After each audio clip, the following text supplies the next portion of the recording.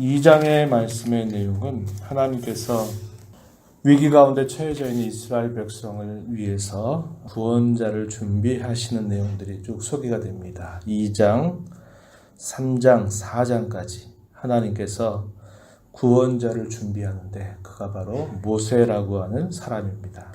본문 1절로부터 4절에서 모세가 출생된 배경에 대해서 소개해 주는데요. 이 모세는 레위 지파 출생이다 이렇게 알려줍니다. 출애굽기 6장 20절 말씀에 보면은 이 모세를 낳은 부모는 아므람과 요게벳이라고 하는 사람으로 알려집니다. 당시에 히브리 남자아이들을 낳게 되면 누구든지 간에 그 아이를 나일 강가에 던져버려라 라고 하는 왕의 명령이 내려져 있는 때이기 때문에 아이들을 숨겨서 키우지 않으면 발각되는 대로 잡혀서 결국은 죽게 되는 위기를 맞게 되었었습니다.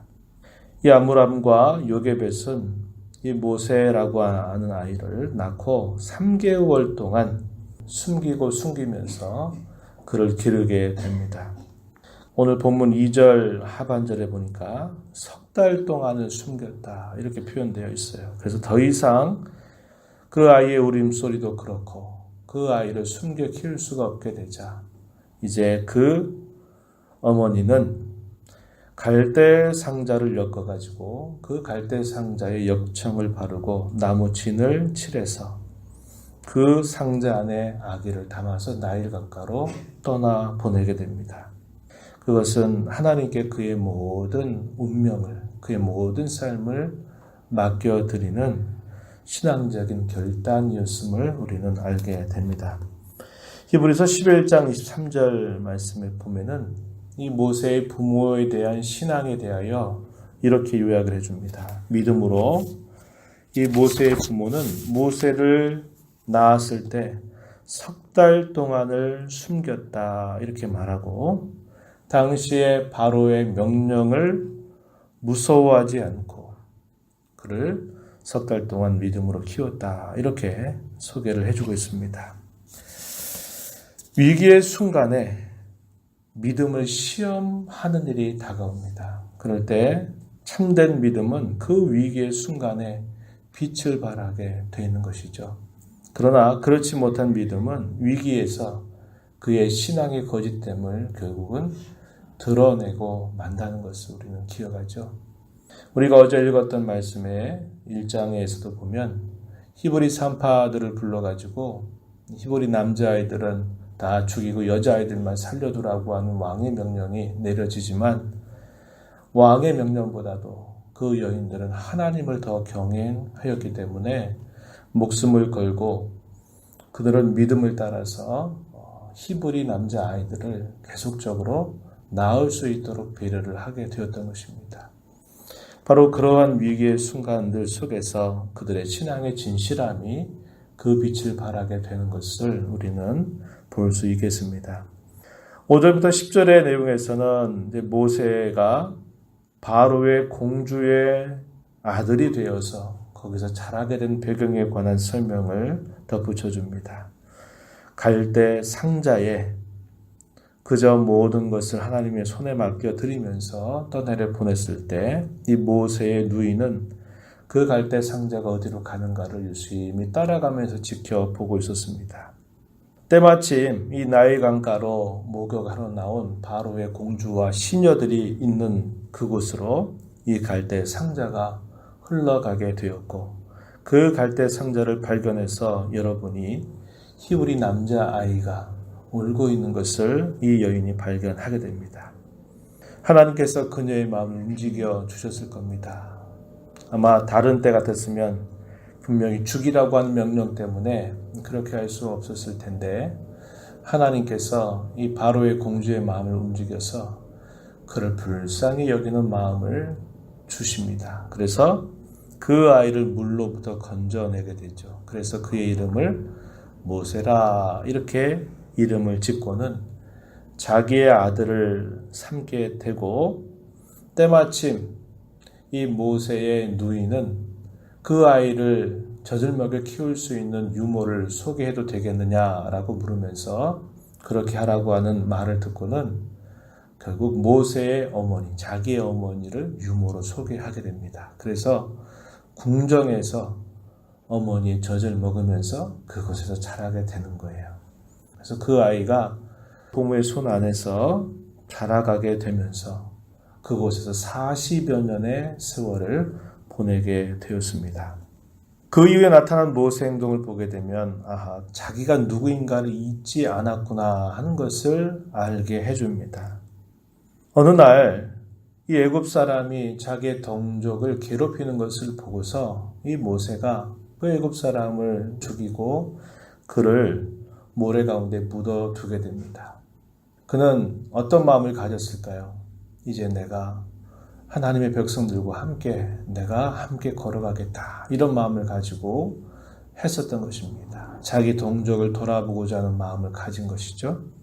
그런데 그 다음날 같은 동족끼리 서로 싸우는 겁니다. 그러면서 왜 동족끼리 싸우느냐? 모세의 마음은 위기를 당하고 있는 순간이고 그 민족이 어려움을 당하고 있는 때이기 때문에 서로가 화합하고 힘을 모으고 해야 되는 그런 순간에 서로 동족끼리 싸우고 있는 것을 말리려고 한 겁니다. 그랬더니 뭐라고 말합니까? 네가 우리의 재판관이나 되냐? 우리를 다스리는 자가 되느냐? 그러면서 내가 어제는 애굽 사람을 쳐서 돌로 죽이더니 이제 우리까지도 그렇게 하려고 하느냐? 이렇게 말을 하게 됩니다. 모세가 기다렸던 그런 반응과는 너무나 다른 반응을 보이게 되면서 이 모세의 이러한 행위가 궁정에까지 알려지게 되면서 바로의 미움을 사게 되고 죽이려고 하게 됩니다. 모세는 바로 거기로부터 이제 도망을 쳐서 미디안으로 옮겨가게 되는 것이죠. 비록 그가 서툴긴 하지만 그가 그렇게 40세가 되었을 때 궁정보다도 하나님의 백성과 함께하고자 했던 그 모습은 믿음의 행위였다고 성경은 말해주고 있습니다. 히브리서 11장 24절로부터 26절 말씀에 그에 대한 소개가 나타납니다. 믿음으로 모세는 장성해서 바로의 아들이라 칭함받기를 거절하였다. 도리어 하나님의 백성과 함께 고난받기를 잠시 죄악의 낙을 누리는 것보다 더 좋아했다. 그리스도를 위해서 받는 수모를 애굽의 모든 보화보다도 더 큰 재물로 여겼다. 이렇게 말합니다. 그것이 모세의 믿음이었음을 성경은 이야기해줘요. 모세가 기도했던 때 그리고 하나님께서 예비하신 때는 같지 않았습니다. 타이밍이 맞지 않았어요. 하나님은 모세에게 이런 준비할 만한 시간들을 예비하신데 그것이 미디안 광야의 40년 생활이었음을 말해줍니다. 그런 과정에서 모세는 이드로의 딸이었던 십보라를 그의 아내로 맞이하게 됩니다. 미디안 땅 우물 곁에 그가 앉아 있을 때 당시 미디안 제사장이었던 이 이드로 혹은 본문에 르우엘이라고 표현되어 있어요. 르우엘의 7딸을 만나게 되고 그 물을 먹이러 오는 양떼를 도와서 나쁜 목자들에게서 그녀들을 보호해서 그 모든 양떼들을 잘 먹일 수 있도록 도와주게 됩니다. 그래서 이 사실들을 아버지에게 알렸을 때 이 아버지가 그 도와준 모세를 초청하게 되고 그와 함께 동거하게 됩니다. 그러면서 마침내 그의 딸이었던 십보라를 아내로 주게 되죠. 거기에서 그가 낳은 첫 아들이 게르솜이라고 하는 아들입니다. 그 의미가 뭐냐? 내가 타국 땅에서 나그네가 되었다라는 뜻을 가진 이름이죠. 그의 아들을 지은 그 이름을 보면 알 수 있는 겁니다. 자기가 야망을 가지고 기대를 가지고 내가 뭔가 하나님의 백성들과 함께 하겠다고 하는 그의 마음을 품지만 하나님께서는 오히려 그를 준비시키시는 그런 시간들로 이방 땅에서 나그네 생활을 하도록 하신 것을 우리는 알게 됩니다. 하나님은 이런 일들을 통해서 하나님은 자기 백성들을 구원하실 일들을 준비하고 계시다는 것을 말해줍니다. 23절로부터 25절 말씀에 그 내용을 간략하게 요약을 해주는데요. 23절에 한번 보시기 바랍니다. 여러 해가 지나게 되니까 당시에 모세를 죽이려고 했던 애굽의 왕 바로는 죽게 되었다. 이렇게 말하고 이스라엘 자손은 고된 노동으로 말미암아 탄식하며 부르짖으니 그 고된 노동으로 말미암아 부르짖는 소리가 하나님께 상달되었다. 이렇게 말합니다. 갈수록 시간이 흘러가면서 왕이 바뀌게 되고 그럼에도 불구하고 계속적인 고된 노역이 계속되니까 이 백성들이 부르짖는 소리가 커지게 되었고 그들의 소리를 하나님께서 들으셨다라고 이렇게 이야기합니다. 하나님께서는 그들의 고통 소리를 들으시면서 이쪽에 아브라함에게, 이삭에게, 야곱에게 세우신 그의 언약을 기억하셨다. 이렇게 표현하고 있습니다. 마지막 절 가서 보면 하나님이 이스라엘 자손을 돌보셨고 하나님이 그들을 기억하셨다. 이렇게 말합니다. 그래서 하나님께서 그들의 부르짖는 소리를 들으시고 거기 사는 백성들 또한 우리가 더 이상 이 땅에서 살 수 없겠다. 이런 마음을 주시면서 그들이 그 땅에서 빨리 벗어나고자 하는 그런 마음을 주시면서 그 백성을 이끌어 가시려고 준비하고 계심을 보여주고 있습니다. 우리가 이 말씀을 보면서요, 하나님께서 자신들을 어떻게 이끌어 가실까를 알게 된다면 그들이 살아가는 그 미래는 그렇게 절망적이지 않을 것입니다. 그러나 하나님이 그들에게 함께하고 계시다는 사실을 그들이 알지 못하게 되면 그들의 미래는 어두운 캄캄함이 그들의 앞을 가리게 되고 말 것입니다. 이것이 하나님을 아는 자, 하나님을 모르는 자가 갖는 아주 다른 삶의 방식이 될 수 있는 것이죠. 하나님께서는 그 백성들에게 이미 약속하신 바와 같이 그 백성들을 애굽에서 거기서 객이 되게 하겠고 거기에서 괴롭힘을 당하겠지만 거기에서 나오게 하시겠다고 하시는 구원의 약속을 하신 바가 있는 겁니다. 캄캄한 어둠과 위기 가운데서 하나님을 기억하는 사람은 그 위기가 오래가지 않을 것을 보고 그 어려움을 이겨낼 수 있는 힘을 가질 수 있겠지만 하나님의 손길을 알지 못하게 된다면 그야말로 절망만이 그들의 앞길을 꽉 막고 있다는 느낌을 갖게 될 것입니다.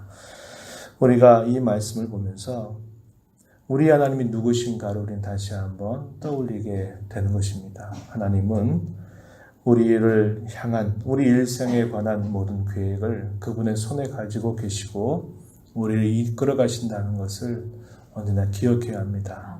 그걸 알지 못하면 우리 앞에 다가오는 어려운 상황들, 우리가 예측하지 못한 삶의 많은 어려움 가운데 빠지게 됐을 때 그저 절망하고 낙담하는 것밖에 할 수 없을지 모르지만 하나님 우리의 삶을 주장하시고 인도하시고 그분의 선하신 섭리 안에서 우리를 빚어가실 것을 우리가 분명히 신뢰한다면 우리 앞에 닥쳐있는 어려움과 또 위기와 그 모든 삶의 어려움들 그것을 견뎌내가고 감당할 수 있는 그런 힘이 솟아나게 되는 겁니다. 우리가 하나님이 바로 이러한 하나님이신 줄을 알고 믿음으로 늘 우리의 주어진 삶 속에서 반응하며 살아가는 저와 여러분이 되기를 바랍니다. 하나님 아버지 감사합니다.